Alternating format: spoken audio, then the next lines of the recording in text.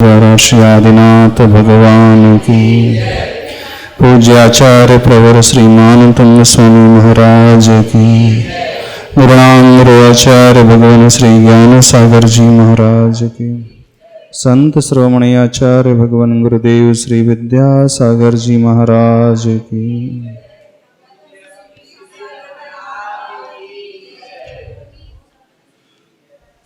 श्लोक नंबर 10।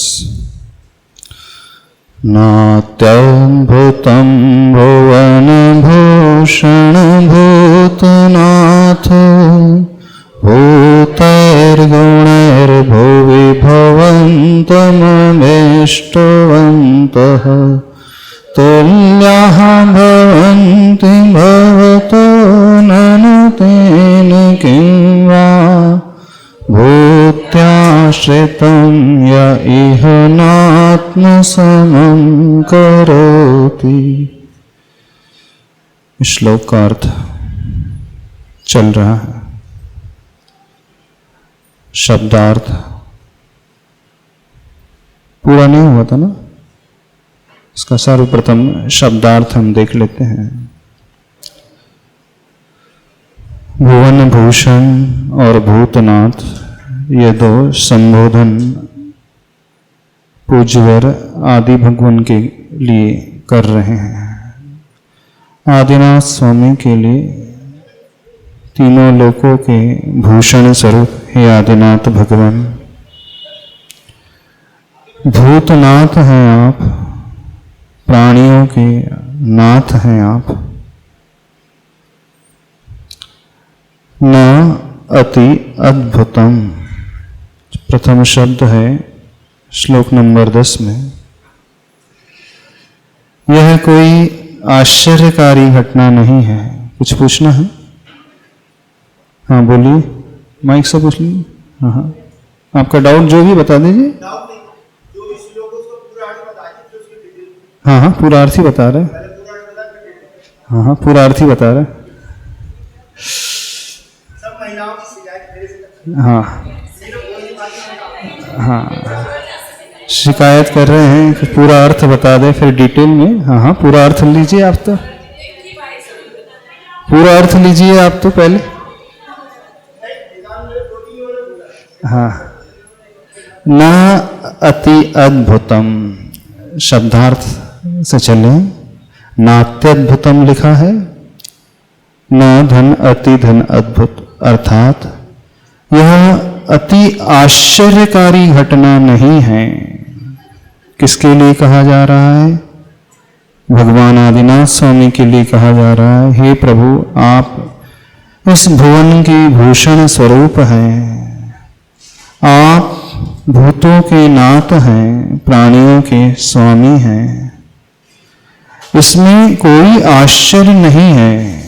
किस बात में आश्चर्य नहीं है?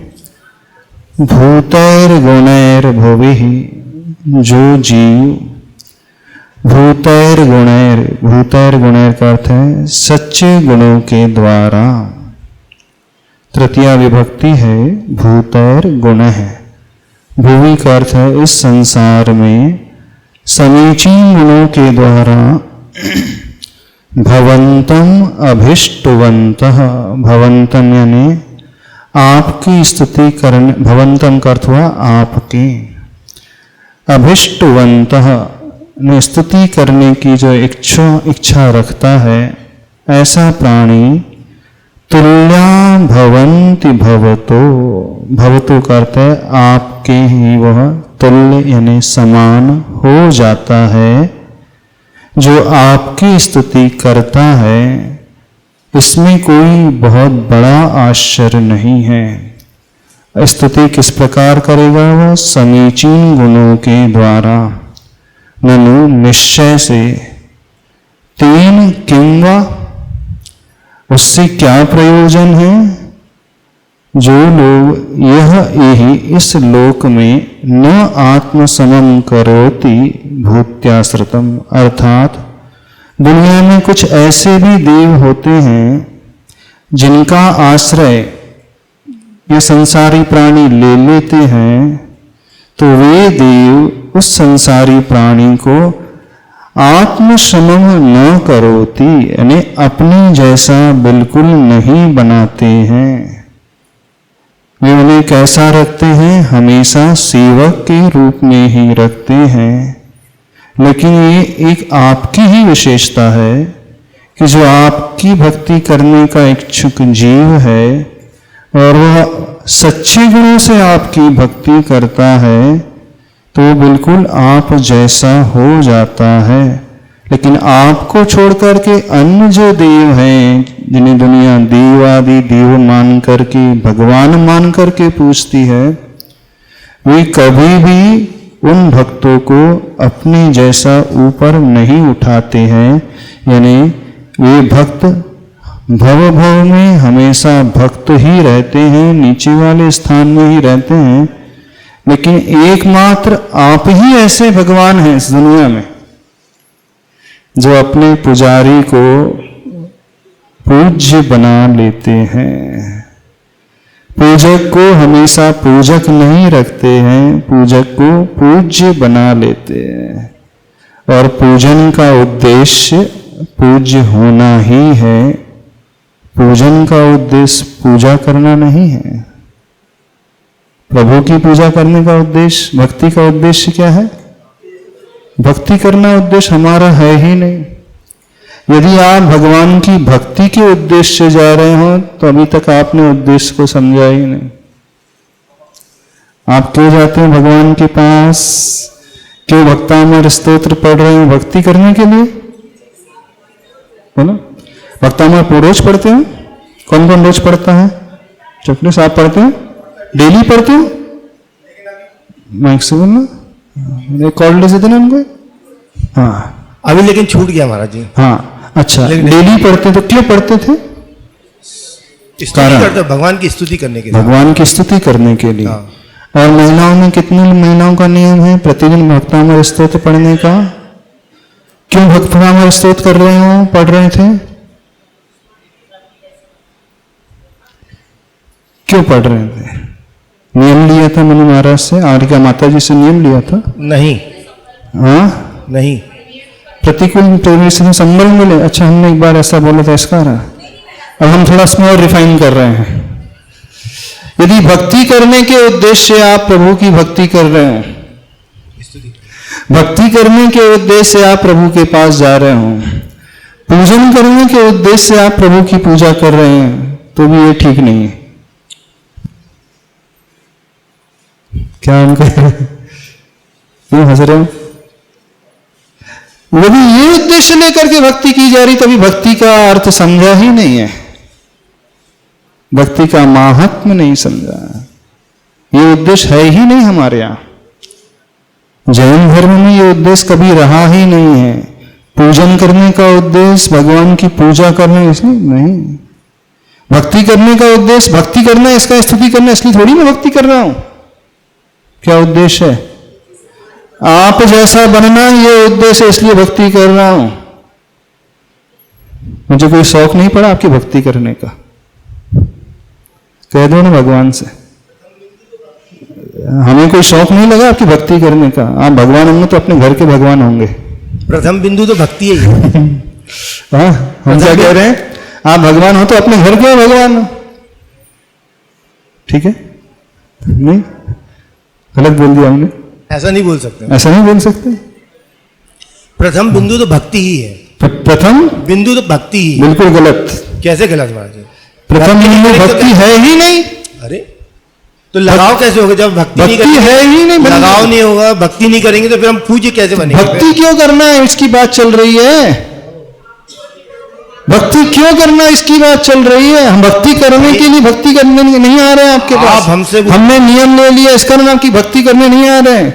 आप महान है, इस कारण हम भक्ति करने नहीं आ रहे। बहुत सारे महान लोग बैठे दुनिया में। हाँ, आप जैसा बनना है इसलिए हम भक्ति कर रहे हैं। माँ जी वो बात की बात नहीं है। यदि हमारा उद्देश्य भक्ति करना है ही नहीं, सामान्य मनुष्य के एकदम दिमाग में बात ये नहीं आती। हाँ, तो बात लाना सीखो। पहले तो वो कहेगा वो भक्ति करेगा, फिर उसके बाद आएगा नहीं यार हमको इनके जैसे बनना है। नहीं, बात ही आएगी। यही तो लाना है हमें अपने भीतर। ये तो यदि ये नहीं लाया तो क्या? इसीलिए महाराज जी प्रथम बिंदु में था तो यही बोला कि पहले भक्ति। सारी दुनिया यही कर रही है। उनसे पूछो कि भगवान के पास भक्ति करने जा रहे हैं, वो बड़े हैं इस कारण जा रहे हैं। अरे बड़े हैं तो ठीक है, लेकिन हमें क्या मिल रहा? हम तो स्वार्थी हैं एक नंबर के। मैं इससे बोलना थोड़ा सा, हम तो एक नंबर के स्वार्थी। आप बड़े हो तो अपने घर के बड़े रहो, उससे क्या लेना देना? हमें क्या मिल रहा है आपके बड़े रहने से? देखो स्वार्थ होता है कि नहीं? बिना स्वार्थ के कुछ नहीं होता। आप भगवान तो हैं, अपने घर के भगवान बने रहो, उससे हमें क्या लेना देना? आपके भगवान होने से हमें क्या मिल रहा है? यदि हमें कुछ मिले तो हम आपको पूजे, नहीं है तो क्या मतलब? हाँ बोलो। नमस्ते महाराज जी। भगवान के गुणों से आकृष्ट होकर उनके पास आते हैं। भगवान के गुणों से आकृष्ट हो गए हैं इस कारण। हाँ अभी तक तो स्वार्थ नहीं आया महाराज जी। तो अभी स्वार्थ लाना सीखो फिर। हाँ आज के बाद से स्वार्थ लाना सीखेंगे। सीखो लाना कि हमारा स्वार्थ है आप जैसा बनना है, इस कारण मैं भक्ति करने आ रहा हूं। यदि आप मुझे अपने जैसा नहीं बनाऊंगा तो अभी से अपना कॉन्ट्रैक्ट कैंसल। बिल्कुल बिल्कुल कैंसल अब कॉन्ट्रैक्ट। हो गया, बहुत हो गई, बहुत चापलूसी करवा ली भगवान आपने, बहुत सेवा करवा ली, हद हो गई, लिमिट ही हो गई, जिंदगी बीत गई आपकी चरण धोते धोते। कुछ दया भी नहीं कर रहे आप थोड़ी सी। जादूगर है महाराज जी आप। हाँ आप भी जादूगर हैं। क्यों जादूगर है? क्यों जादूगर है? क्यों? जिंदगी बीत गई, कोई चरण धोते धोते मैं यही करते रहूं? मैं नौकर हूं? क्या हूं मैं? कह दो भगवान से जाकर के, कह दो भगवान से जाकर के। नहीं भगवान से कह दो ना, इसमें क्या मैं आपका नौकर हूं क्या, दास हूं क्या? आपको भी लगता नहीं कुछ? चरण धुलाते हैं बड़े आराम से, कुछ तो सोचो। सोचो दुनिया में 99% भक्त भक्ति बने रहते, उनसे पूछो भक्ति क्यों कर रहे हैं? मैं तो मुझे भक्ति करना भाई, ये महान है, वे बड़े हैं, मेरा फर्ज है भक्ति करना, मेरा कर्तव्य भक्ति बनता। क्यों? वो भाई नहीं पता, लेकिन करना है। क्या बोल रहे थे? नियम है तो क्यों? नात्यद्भुतम भुवन भूषण भूतनाथ तुल्या भवंती भवतः भवतः तुल्या भवंती। आपकी भक्ति करने से वो आप जैसा हो जाता है, इस कारण मैं भक्ति कर रहा हूं। यदि आप अपने जैसे नहीं बनाए तो आज से सब बंद। और जो अभी तक की पूरी पहले भक्ति की वो भी कैंसिल अपनी मानना, कैंसिल, बिल्कुल कैंसिल। वापस करो अभी हिसाब किताब करो, जो हुआ अपना लेन देन हुआ सब कैंसिल बोलना, कह देना भगवान से आज तक जो किया सब कैंसिल। हाँ ठीक है, हाँ हो गया, कहो ना भगवान से। कल से यही प्रक्रिया चालू हो जाएगी, स्वार्थ वाली भावना। हाँ स्वार्थी बनना सीखो। सबसे बड़े स्वार्थी आचाश्री बनिया अपने माँ बाप को छोड़ दिया, कुछ लगा नहीं। आचाश्री को बूढ़े माँ बाप को छोड़ दिया, घर बार में कोई दया नहीं है जरा सी उनको। अरे यानी जब आवश्यकता थी अपने माता पिता को घर बार में छोड़ करके चले गए, थोड़ी सी दया नहीं है? माता पिता जिसने जन्म दिया, जिसने पाला पोसा बड़ा किया, इस योग्य बनाया, 20 साल तक सब कुछ खिलाया पिलाया, उसको छोड़ करके पीठ दिखा करके ऐसे भाग गए। हाँ हाँ जरा सी करुणा नहीं जागी उनके मन में? जब ऐसे वो स्वार्थी आचार्य भगवान हो सकते तो हमें भी स्वार्थी होना सीखना चाहिए। इसी स्वार्थ में परमार्थ छिपा है। हाँ इसी स्वार्थ में परमार्थ छिपा है। तो भगवान से कह देना भगवान हो गई अपना लेन देन सब बराबर, अब खत्म हिसाब किताब, बहुत भक्ति हमने कर ली आपकी। अभी तक सिर्फ भक्ति करने के लिए मैं भक्ति किया जा रहा था, समझे नहीं आज तक आपको। अब आज से नया कॉन्ट्रैक्ट साइन हो गया क्या? अब आपके जैसा बनना इसलिए कर रहा हूं, और अपना पुराना जो भी हिसाब किताब है उसका भी उसी हिसाब से ब्याज लगाना, उसी हिसाब से लेन देन होगा, अपना रेट भी बदल जाएंगे अपने। बिल्कुल सही बात है। लेकिन जो लेन देन है अब नए हिसाब से चलेंगे, नए रेट के हिसाब से चलेंगे। कॉन्ट्रैक्ट नया होगा। हाँ आपके जैसे बनने के लिए हाँ। तो कुछ प्रक्रिया नहीं करनी पड़ेगी अपन को। हाँ तो यही भाव तो लाना है। तो कि भावना बस भाते रहे अपन कि हमें आपके जैसे। अरे इसी भाव को रख करके भक्ति करना है, वो भक्ति कहलाती है।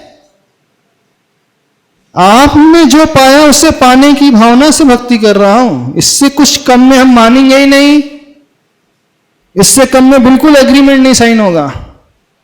कंडीशन, टर्म्स एंड कंडीशन यही रहेगी, कुछ भी नहीं, इससे एक रत्ती भर भी कम नहीं होगा। हाँ बिल्कुल होना चाहिए। हम कमजोर थोड़ी है, आप बड़े हैं तो हम भी आपके भक्त हैं, हम भी बड़े हैं। आप बड़े हैं, आप महान हैं, तो आपकी महानता का आश्रय लेने वाला ही महान कहलाता है। हम छोटे मोटे थोड़ी हैं, हम महान भगवान के भक्त हैं। तो जो महान भगवान का भक्त होता है, भक्त भी अपने आप महान हो जाता है। ऐसा वैसा नहीं होता, इस बात को समझना भगवान। महाराज जी ऐसी भक्ति तो हम महाराज जी भगवान सामने करें, हाँ। और दिन भर परिग्रह जोड़ने लगे रहें, दिन भर परिग्रह जोड़ने में लगे रहें, हाँ, तो भक्ति किस काम की पूरी? दिन भर परिग्रह जोड़ने में लगे रहे तो भक्ति किस काम की है? तो सही भक्ति तो वो होती है जो भगवान को देख कर के भगवान के बताए हुए राह पर चलने लगता है शक्ति के अनुसार। यदि ये नहीं हो रहा तो फिर कैसा भक्त है वो? आपका बेटा आपकी बातें नहीं माने, सिर्फ आपकी जय जयकार करते रहे, मेरे पिता ऐसे, मेरे पिता ऐसे, जब बात मानने की बात आए तो वो आपको इग्नोर कर दे, ऐसा भक्त, ऐसा बेटा किस काम का? समाज में तो आपका गुणगान करें, लेकिन जब मौका पड़े तो आपको छोड़ छाड़ करके चल दे, आपकी बात ही नहीं सुने। ऐसा नहीं। सही बेटा वो होता है जो पिता की बात को अक्षरशः मानता है। नहीं मान रहा तो ऐसा बेटा कोई काम का नहीं है। तो भक्त सही वो होता है जो भगवान की बताई हुई रास्ते को चलता अपनाता है। नहीं तो काहे का भक्त है? वो तो बातों का जमा खर्च करने वाले हैं। आजकल की भक्ति से बातों का जमा खर्च तक रह गए। BKJK कैसी भक्ति है? BKJK, बातों का जमा खर्च, और कुछ नहीं। यही तो मैंने आपसे पूछा, नया कांटेक्ट होना चाहिए। हाँ, सब बातों का जमा खर्च है सबका। जब भक्त का भी बातों का जमा खर्च है, सब बातों का जमा खर्च है। करना धरना कुछ नहीं किसी को। फंसा दिया आपने। क्यों फंसा दिया? बातों के अलावा कुछ करना ही नहीं है, इसका नाम थोड़ी भक्ति होती है। तो सच्चा भक्त, इस कारण भक्त भगवान के पास आ रहा है, प्रसन्न हो रहा है। भवतः तुल्या भवन्ति, आपके जैसे वह तुल्य हो जाता है। ये महानता है आपकी, ये आश्चर्यकारी घटना है। और यदि ये ना हो तो अन्य ऐसे बहुत सारे तथाकथित भगवान बैठे हैं दुनिया में, वो कुछ करते ही नहीं है, हमेशा भक्त को भक्ति बनाए रखते हैं, नौकर को नौकरी बनाए रखते हैं, ऊपर उठना पसंद ही नहीं करते वो। ऐसे भगवान किस काम के? अपन भगवान क्यों बोलते? दूसरों को भगवान, दुनिया जिसे भगवान मान रही है ना, हाँ, जो दुनिया जिसे देव कह रही है, ऐसे देव किस काम के? जो हमेशा भवो भवो तक उस भक्त को भक्ति बनाए रखें, गरीब को गरीबी बनाए रखें। सेठ वो कहलाता है सही सेठ, गरीब को एक दिन अपने जैसा सेठ बना ले, नौकर को अपने जैसा मालिक बना ले। ये उसके हृदय की विशालता है। अब वो नौकर का हमेशा खून ही चूसना चाहे, उसको अभाव में जीने के लिए छोड़ दे, वो सेठ थोड़ी है। तो हमारे भगवान ऐसे सेठ हैं कि नौकर को, अपने भक्त को एक दिन भगवान बना देते हैं। भगवान से मिलाते नहीं, भगवान से परिचय नहीं कराते, भगवान बना देते हैं। इसलिए प्रभु मैं आपका आश्रय ले रहा हूं, इसलिए आपकी भक्ति करने आ रहा हूं, इससे कम में मैं मानूंगा ही नहीं, मानना ही नहीं कभी। लेकिन आप हो कि हमेशा कम ही मांगते हो भगवान से। यही आप लोगों की कमी है ना? ये कमी नहीं है क्या? आचार्य श्री मुखमाटी में लिखा है, यह कमी ना, कौन सी कमी है? कमी नहीं है कि हमेशा भगवान से कम ही मांगते हो। कमी है कि नहीं? आप बोलेंगे महाराज जी हम तो छोटे में, थोड़े में संतोष धारण कर लेते हैं, बड़े संतोषी जीव हैं हम लोग, हम लालची है ही नहीं, ज्यादा हमें चाहिए ही नहीं। हाँ, हमें कोई लालच ज्यादा नहीं है, हम तो बहुत थोड़े में संतुष्ट होने वाले हैं। उसका मेन कारण है कि नहीं तो उस मार्ग पे चलना पड़ेगा अपने को। किस मार्ग में चलना पड़ेगा? प्रभु के मार्ग पे। तो वही तो, चलो, किसने मना किया? रोका किसने? चलिए उस मार्ग में। लेकिन चलना नहीं चाहता, चलना नहीं चाहता, चलना नहीं चाहते तो इस बातों का जमा खर्च लगा हुआ है, उससे कभी पर्पस सॉल्व होना नहीं है। ऐसी भक्ति तो तोता भी करता है, वो भी राम राम राम राम राम राम रट लेता है। तोते को सिखा दो तो आपने आदिनाथ आदिनाथ आदिनाथ आदिनाथ रट लिया, और क्या किया आपने भक्तामर रट लिया, भक्तामर प्रणत रट लिया, किसी ने पूरे 48 काव्य रट लिए। तोते की भक्ति और अपनी भक्ति में क्या अंतर? कोई अंतर है कि नहीं है? नहीं है ना। वो भी रट लेता है, जैसा उसे रटाओ वैसा रट लेता है वो। मंत्र रटा दो पूरा तो पूरा मंत्र बोलता है अक्षरशः एज इट इज। बड़ा मंत्र भी बोल देगा वो, छोटे ही मंत्र नहीं, एक शब्द नहीं, पूरा बड़ा मंत्र भी बोल देगा। और यहाँ अपन भक्त जो बड़े वाले, अपन तो पूरे 48 काव्य याद कर लिए। बड़े भक्त है कि नहीं? पूरे याद है, एक भी कम नहीं है। और बिना देखे पढ़ने और स्पष्ट उच्चारण करने वाले कर रहे हो कि नहीं? कंठस्थ है ना? बिना देखे पढ़ते हो ना भक्तामर? रोज पाठ करते हैं? कैसा पाठ चल रहा है? तोते जैसा? हाँ, तोता रटंध कैसा पाठ चल रहा है? ऐसे ही चल रहा है कि नहीं? उससे क्या पर्पस सॉल्व होगा? उससे कुछ सॉल्व नहीं होने वाला। और आज तक नहीं हुआ सॉल्व, आज तक कुछ नहीं मिला, मिल भी नहीं सकता। तोते अथवा जैसे सीडी में कोई अंतर होता है, कैसेट में कोई अंतर होता है। कैसेट भी बोलती है, सीडी प्लेयर भी बोल रहा है, संसारी व्यक्ति भी बोल रहा है। वो तो शब्द है, पुद्गल है, जड़ है, उससे थोड़ी कल्याण होता कभी। ये भी अक्षर है, लिखे हैं, संकेत हैं, इससे भी कल्याण नहीं होता। जिनवाणी में लिखा हुआ भक्तामर है, इससे भी कल्याण नहीं होता। जब यह अक्षर शब्द की पर्याय हमारे हृदय की पर्याय बन जाए तब कल्याण होता। भक्तामर का प्रत्येक शब्द जब हमारी आत्मा की पर्याय बन जाए तब कल्याण होगा। नहीं तो जड़ की पर्याय है, इससे क्या होता है? आप प्रिंटिंग करा लो, अक्षर पूरे एक एक अक्षर अच्छे से अच्छे उछल करके आ जाएंगे, प्रेस में जाकर के प्रिंट निकल जाएगा, अच्छे से आ जाएंगे। यदि इसी से कल्याण होना होता तो अभी तक हो गया होता। सबसे पहले इस पुस्तक का कल्याण होता, अथवा इस प्रिंटिंग प्रेस वाले का होता जो छाप रहा है, अथवा जो छपवा रहा है उसका होता। न इस जड़ पुस्तक का हुआ, न छापने वाले का हुआ, न छपवाने वाले का हुआ। क्यों नहीं हुआ? आत्मसात नहीं हुआ। हाँ, आत्मा की पर्याय अभी भक्तामर नहीं बना है। अभी यह सब जड़ की पर्याय बन करके चल रहा है। जब आत्मा की पर्याय बन जाएगा जिस भक्त की, तो वह भक्ति करने के पश्चात उस जैसा परिवर्तन अपने भीतर लेकर के आता है। हे भुवन भूषण, हे भूतनाथ, क्योंकि यहां पर कहा क्या गया है? भूतैर गुणैर, समीचीन गुणों के द्वारा जो स्तुति करेगा। भुवि इस संसार में वह तुल्या भवंति भवतः, आपके तुल्य हो जाएगा। क्योंकि यहां पे एक कंडीशन जोड़ दिया है आचार्य भगवान ने। जितने भी श्लोक है, हर श्लोक में कहीं ना कहीं आचार्य भगवान एक पेज फंसा ही देते हैं। नहीं है ना? कहीं ना कहीं एक पेज फंसा देते हैं वो। अपने को लगता है बहुत अच्छा चल रहा है, नहीं, उन्होंने एक बीच में पेज डाल दिया है। क्या? भूतैर गुणे डाल दिया उन्होंने। बोले सच्चे गुणों से करना है, ऊपर ऊपर नहीं करना है, अंदर से करना है, अच्छे से करना है। हाँ, बहुत सुपरफिशियल लेवल में नहीं होना चाहिए, अंदर तक डूब करके होना चाहिए। तो श्लोक में उन्होंने बोल दिया भूतैर गुणैर। नहीं तो ऐसा भी लिख सकते हैं, हाँ, शब्दों से आपकी जो भक्ति कर रहा है। नहीं, इतना नहीं, इससे काम नहीं चलेगा, इतना पर्याप्त तो नहीं है। किससे कार्य सफल होगा? भूतैर गुणैर। तो यहां पर भक्ति करने वाले भक्त की क्वालिटी बताई जा रही है। कंडीशन क्या है? भूतैर गुणैर।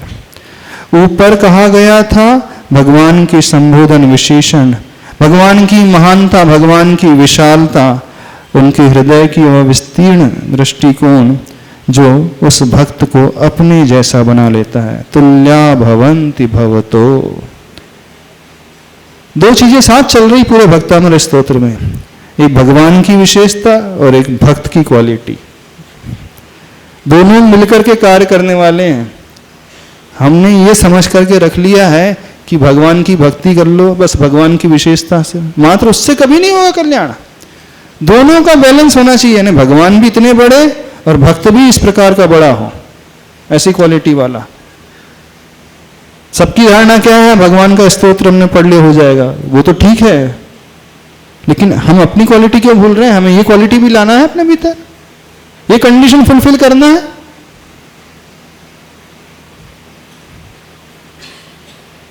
तो दोनों कंडीशन फुलफिल हो, और इन्हें छोड़कर के जो अन्य देवी देवताओं के चक्कर में पड़ा हुआ है, सरागी देवी देवताओं को पूज रहा है, वो तो कभी अपने जैसा बनाएंगे ही नहीं, कभी नहीं बना पाएंगे अपना जैसा। सही भगवान जो होते हैं उससे कम में वो संतुष्ट नहीं होते हैं। उन्हें बड़ा दुख होता है जब वो आपको पूजा करते हुए देखते हैं। आचार्य श्री को बड़ी वेदना होती है जब कोई पुजारी उनकी पूजा करता है। क्यों, हम उल्टा बोल रहे हैं क्या? हाँ, हम उल्टा बोल रहे हैं। आचार्य श्री का हृदय बड़ा दुखी होता है जब कोई पुजारी उनकी पूजा करने आ जाता है, कोई भक्त उनकी पूजा करने आ जाता है। गलत कह दिया हमने? हाँ, गलत तो नहीं कह दिया? आपको लगता है कि आचार्य श्री को बड़ी खुशी हो रही है जब कोई हम पूजा करने जा रहे हैं, अष्टद्रव्य की थाली लेकर के 5 प्रक्षालन करवा रहे हैं, तो उन्हें बड़ा ही प्रसन्नता होती होगी? नहीं, बड़ी पीड़ा होती है अपने पैर आगे करने में, उन चरणों में जल डलवाने में। जब सामने कोई भक्त जयकारा करता है बड़ा दुख होता है, खुशी बिल्कुल नहीं होती। हाँ, पूजा करने वाले पुजारी को तो बहुत खुशी होती है, मेरा कैसा सौभाग्य, मैं आचार्य भगवान की पूजन कर रहा हूं, मेरा कैसा सौभाग्य जागा कि मैं आचार्य भगवान के गुणों का स्तवन कर रहा हूं, उनकी जय जयकार कर रहा हूं। लेकिन आचार्य भगवान को बड़ी पीड़ा होती है। किस लिए पीड़ा होती है? आप पूजा कर रहे हैं इसलिए, मैं पूजा करवा रहा हूं इसलिए नहीं। हाँ, आप लोग नीचे क्यों बैठे हैं? ये स्टेज खाली क्यों, इस कारण पीड़ा होती है। स्टेज खाली क्यों है, इस कारण पीड़ा होती है। हाँ हाँ, कब तक आप पूजा करते रहेंगे? आप लोगों को शर्म नहीं आती आहार देते देते?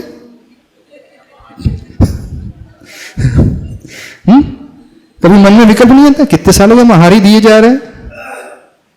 हाँ, एक ही काम करते करते शर्माते नहीं हो, लजाते नहीं हो, खुश होते हो आहार दे करके? शर्म आना चाहिए अपने ऊपर। किसी को शर्म नहीं आती? हम तो बोले शर्माना सीखो। कल हमने कहा था भगवान से ईर्ष्या करना सीखो। क्या कहा था? भगवान से ईर्ष्या करना सीखो। भगवान से चलो, भगवान से ईर्ष्या करना सीखो। भगवान की पूजा नहीं करो, भगवान से ईर्ष्या करो। कैसे? कैसे? कल आप नहीं थे क्या? ईर्ष्या करना सीखो। और जब पूजा करने जाओ तो बड़े दुखी मन से पूजा करने जाया करो।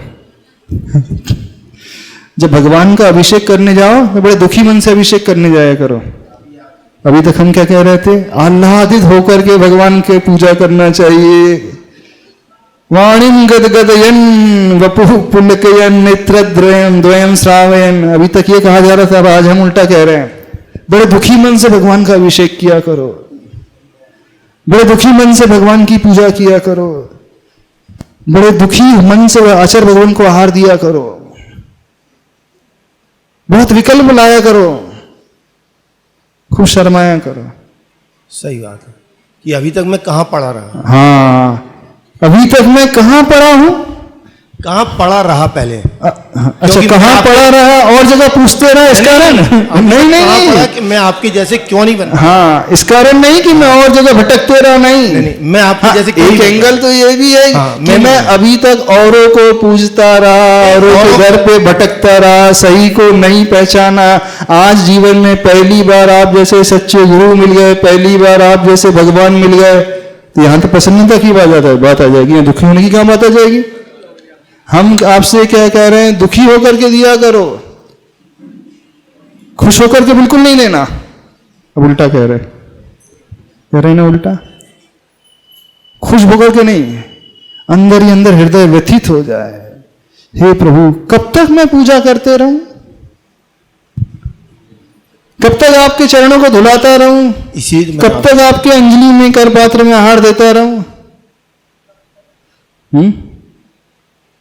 सम्यक दृष्टि होता है, वो आहार देते देते सोचता है कि मैं आप जैसा कब बनूं। कभी आचार्य भगवान के अंजलि में आहार देते समय भाव आया, वो दिन कब आएगा भगवान मैं भी आहार अंजलि में लूं? कितने के मन में आता है? आता है। वो दिन कब आएगा, वो घड़ी कब आएगी? एक भजन गाता है, संत साधु बन के विचरू वो घड़ी कब आए? तो जब जब आहार देते हो भाव आता है? आता है महाराज? नहीं आता? आता है। हमेशा नहीं आता, लेकिन कभी कभी आता है।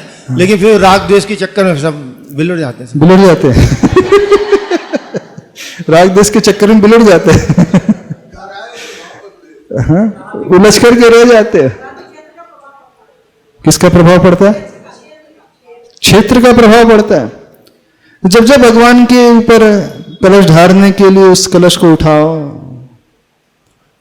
थोड़ा दुखी मन से, पीड़ित होकर के, अब बहुत हुआ भगवान, शर्म आने लगी अभिषेक करते करते हाँ शर्म आने लगी आपको नहलाते नहलाते, बहुत हो गया, अब ज्यादा नहीं होगा मुझसे, अब सब बंद, कल से सब बंद।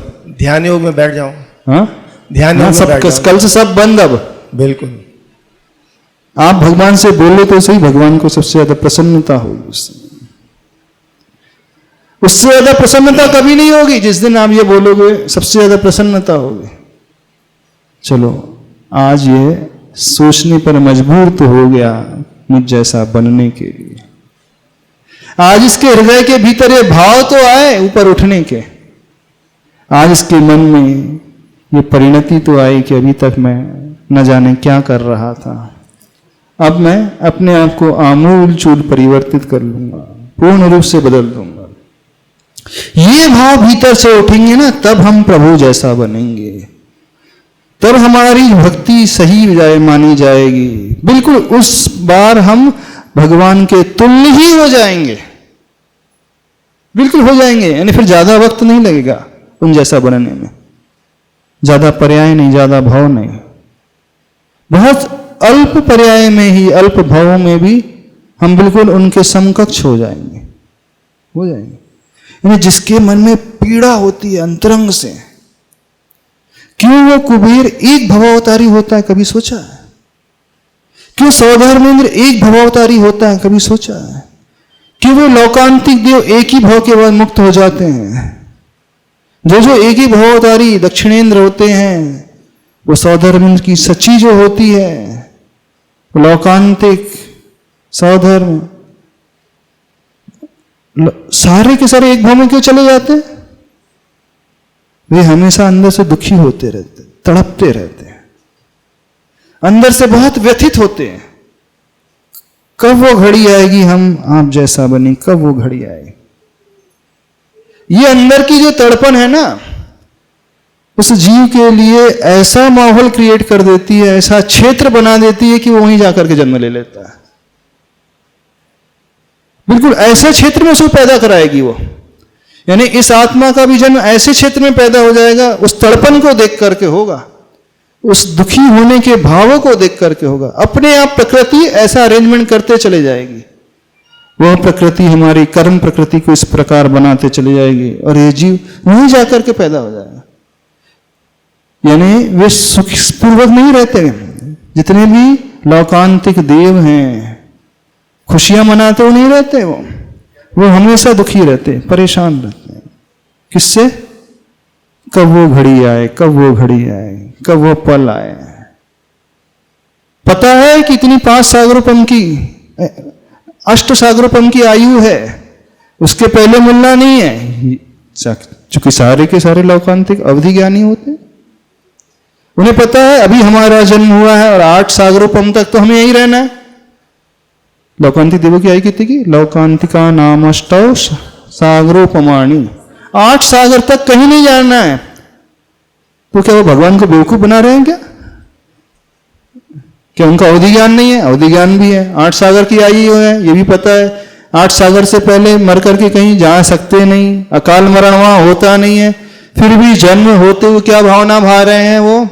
कब वो घड़ी आए, कब वो पल आए। ये क्या झूठ मूठ की भावना चल रही है? हम सिद्धांत से देखें, जब मरना है ही नहीं तो हम क्यों भावना भाई? भाई जब मरेंगे उस समय भावना भा लेंगे ना।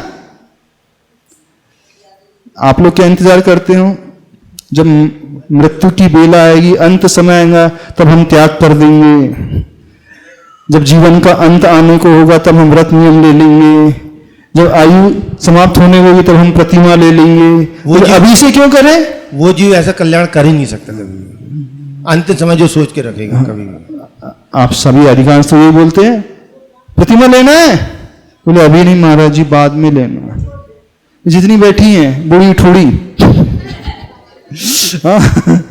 जितनी बैठी है महिला, जितने बैठे हैं, प्रतिमा लेना है, बोले अभी नहीं, बाद में। कब? बोले बाद में, अंत समय में। कोई व्रत नियम? बोले नहीं अभी, बाद में, बाद में, बाद में, अंत समय में।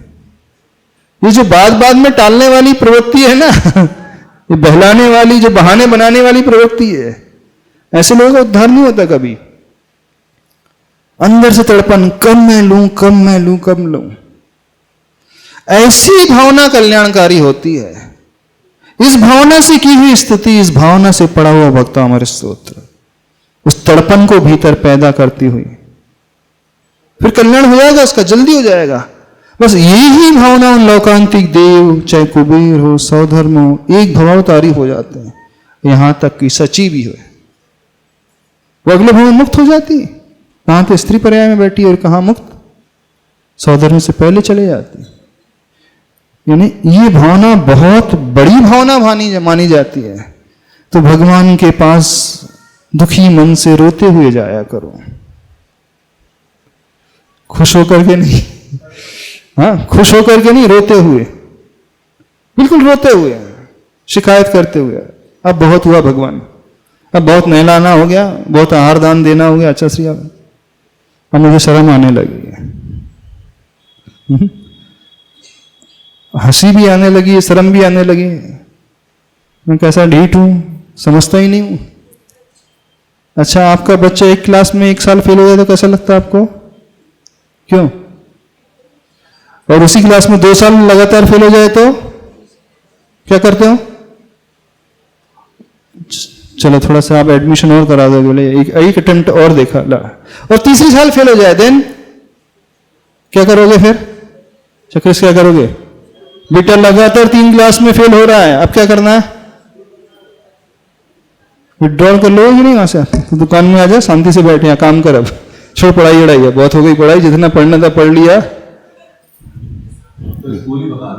अब स्कूल ही भगा देगा।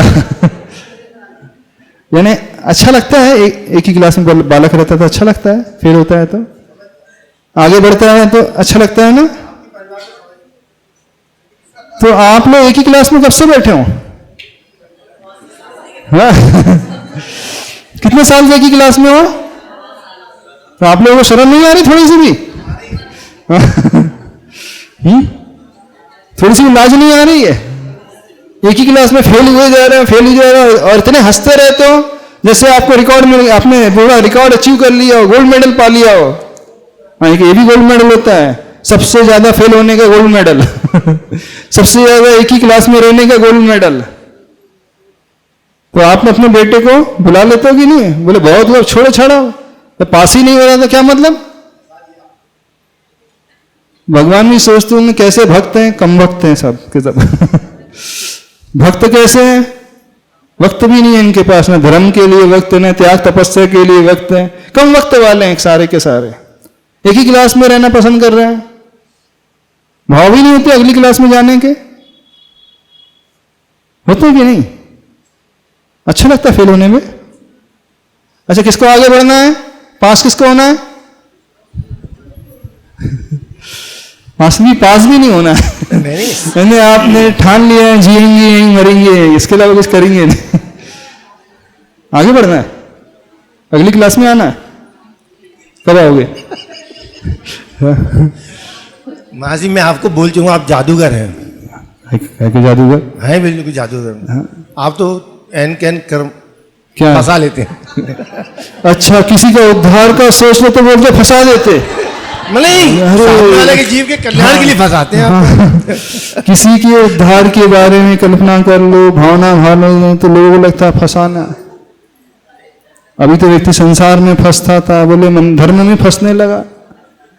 धर्म में तो फंसना होना ही नहीं चाहिए, धर्म में तो प्रसन्नता होना चाहिए। अब हम वो फिर से उल्टा बोल रहे हैं। खुशी होना चाहिए हम आगे बढ़ रहे हैं, और दुख होना चाहिए हम आगे नहीं बढ़ पा रहे हैं।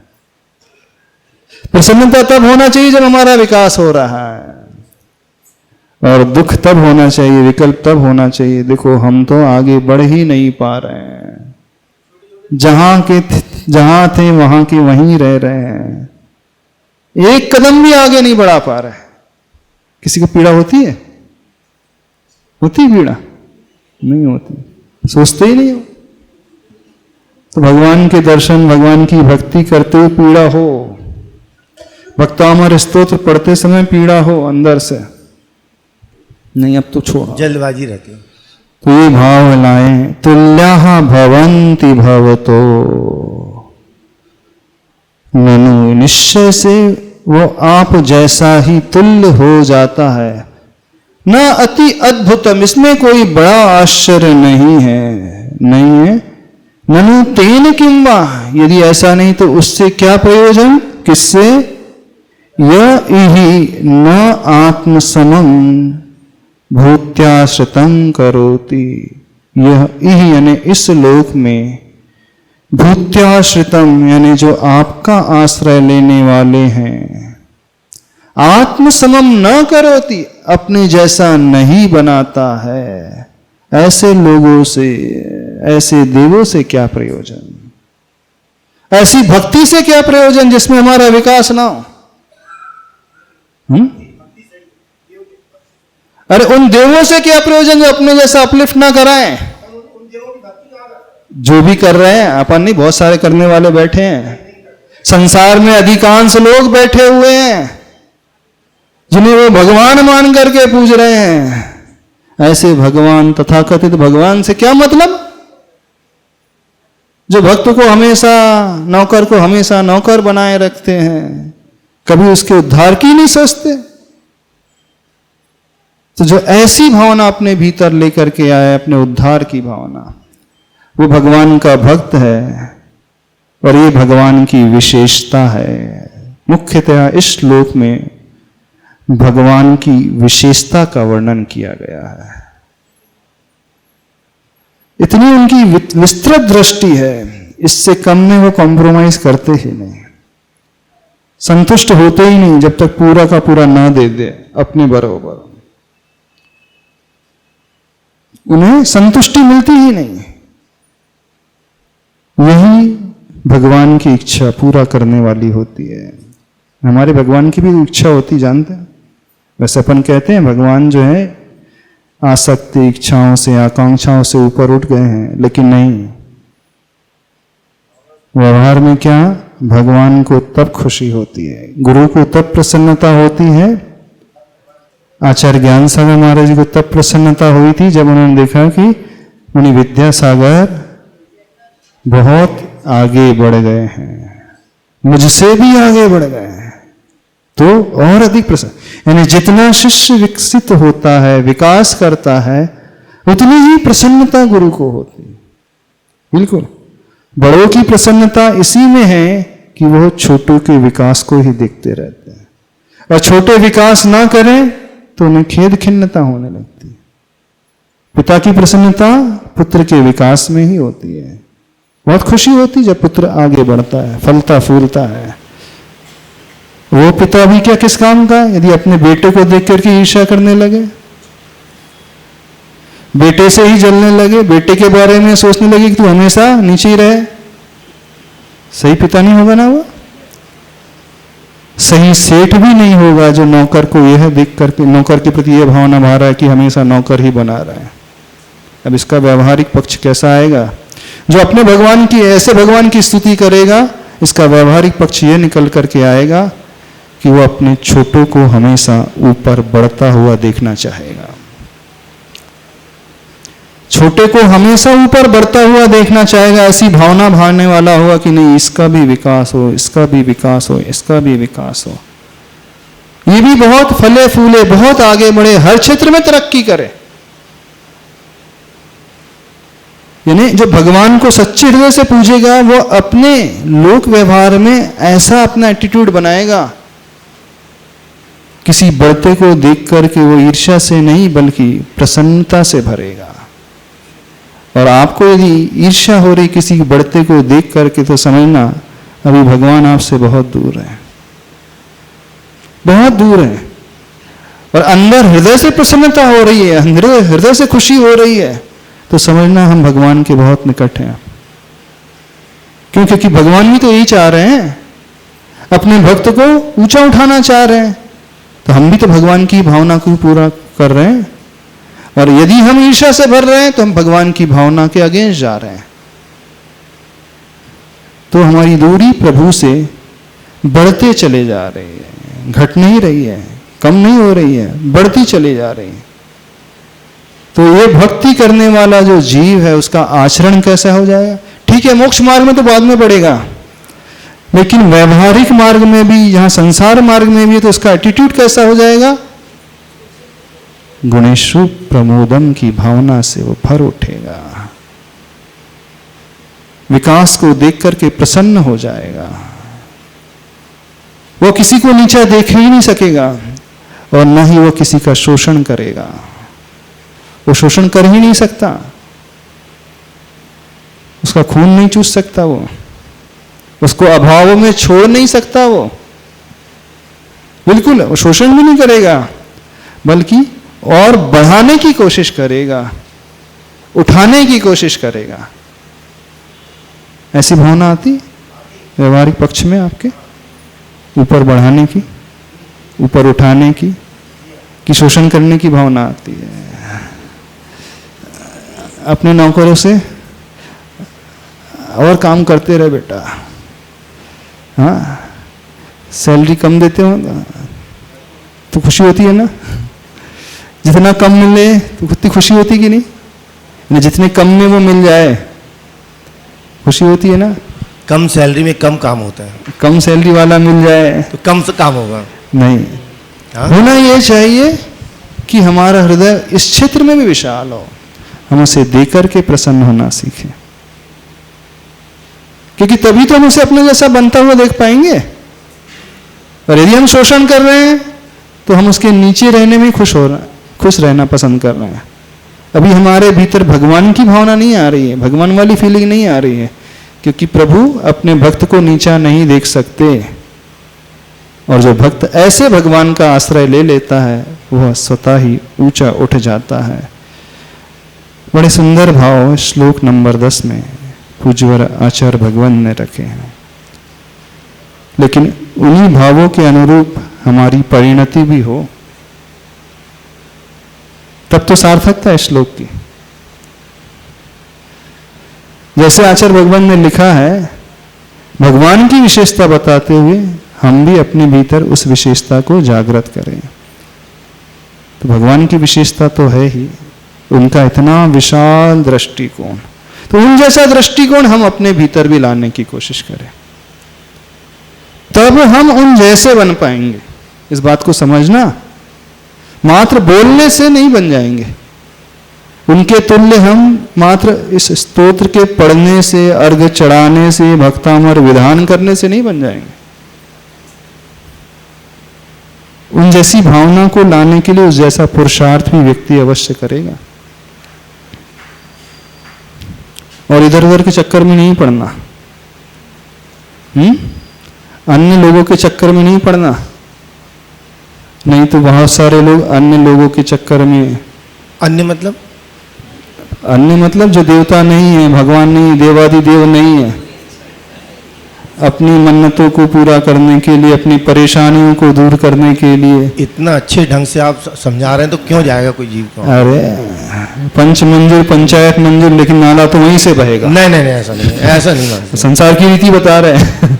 हाँ महाराज जी, जो आप कह रहे बिल्कुल सही है, बिल्कुल सत्य है, इसमें अक्षरशः सत्य है, इसमें कोई विकल्प नहीं, कोई संदेह नहीं। लेकिन होगा तो वही हम करेंगे, हम नहीं बदलेंगे ना। हाँ?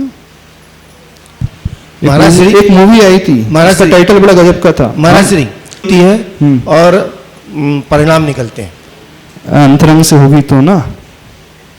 जो इस मूवी आई थी, इसका टाइटल बड़ा गजब का था, हम नहीं सुधरेंगे। सुना कि नहीं? नहीं सुना? सुना ना इसका टाइटल? नाम सुना है ना? हम नहीं सुधरेंगे।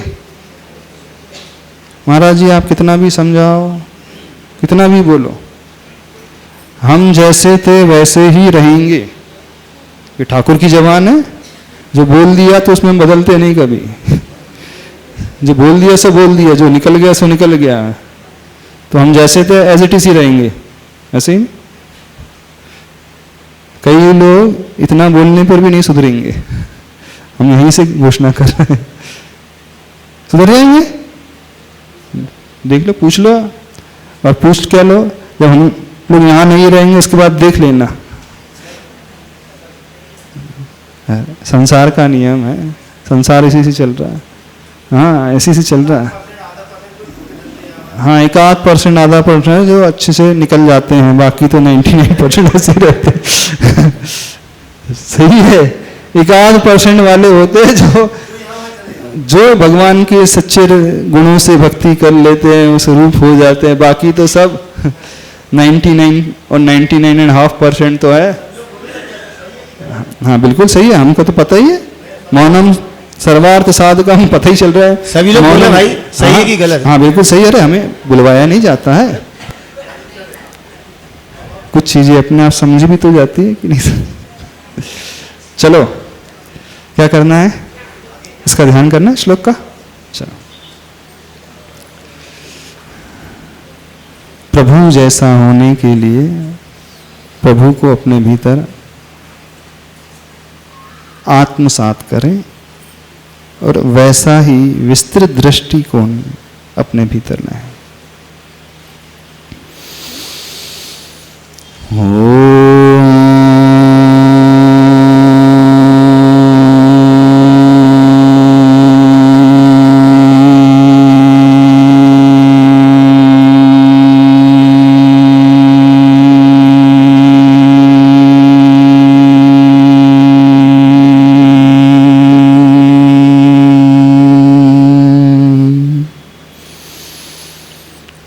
हमारी आंखों के सामने विशाल काय को धारण करने वाले 500 धनुष की काया वाले व्याधि प्रभु स्वर्ण वर्ण वाले पद्मासन में बैठे हैं। उन्हीं जैसी विस्तृत दृष्टि मैं अपने भीतर ला रहा हूँ, इसी भावना से।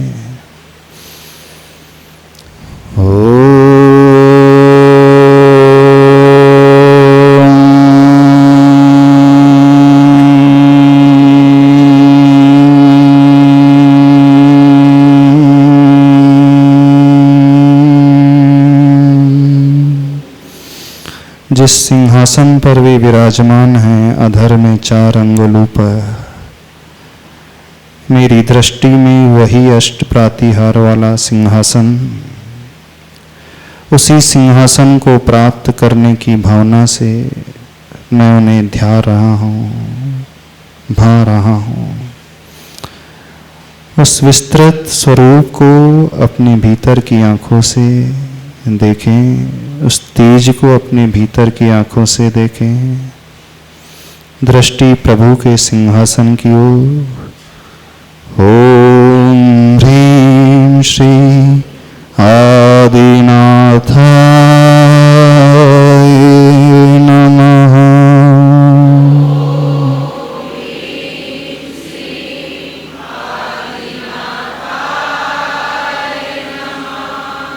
दृष्टि प्रभु के पीछे उस अशोक वृक्ष की ओर लाएं।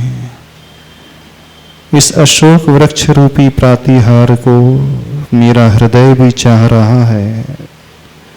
इस प्रातिहार सहित प्रभु मेरे हृदय में समाहित हो रहे हैं, उतनी ही विशाल काया को धारण करने वाले। ओम ह्रीं श्री आदिनाथाय नमः।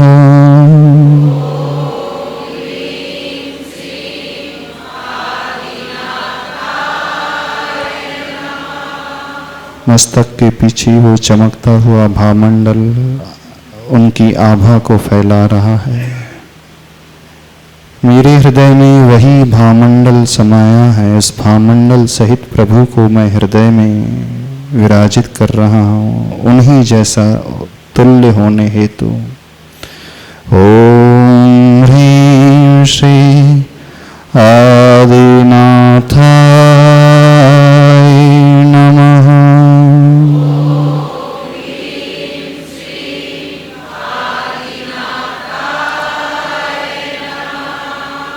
ये तीन छत्र से युक्त प्रभु वो छत्रत्रय से सहित उसी प्रातिहार को मैं भा रहा हूँ, उनसे सहित प्रभु को अपने हृदय में पा रहा हूँ। ओम ह्रीं श्री आदिनाथाय नमः।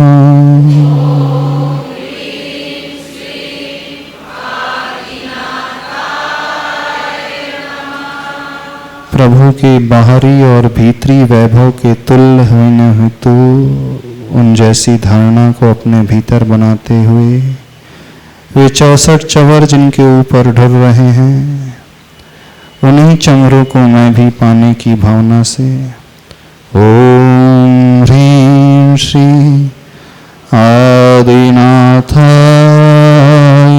नमः।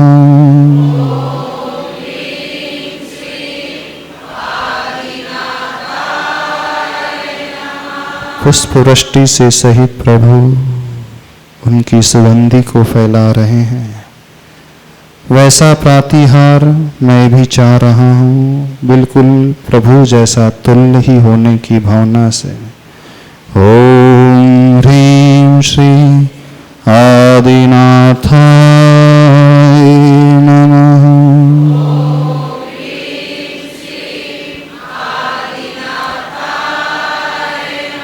देवताओं के द्वारा होने वाली दुंदुभी के नाद से सहित प्रभु को मैं चाह रहा हूँ।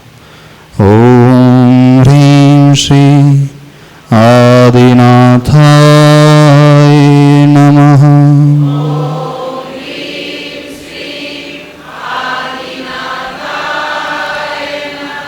प्रभु के सर्वांग से वो खिड़ती ही ओंकार दिव्य ध्वनि, इस दिव्य ध्वनि रूप प्रातिहार सहित आदि प्रभु ही मेरे इष्ट हैं।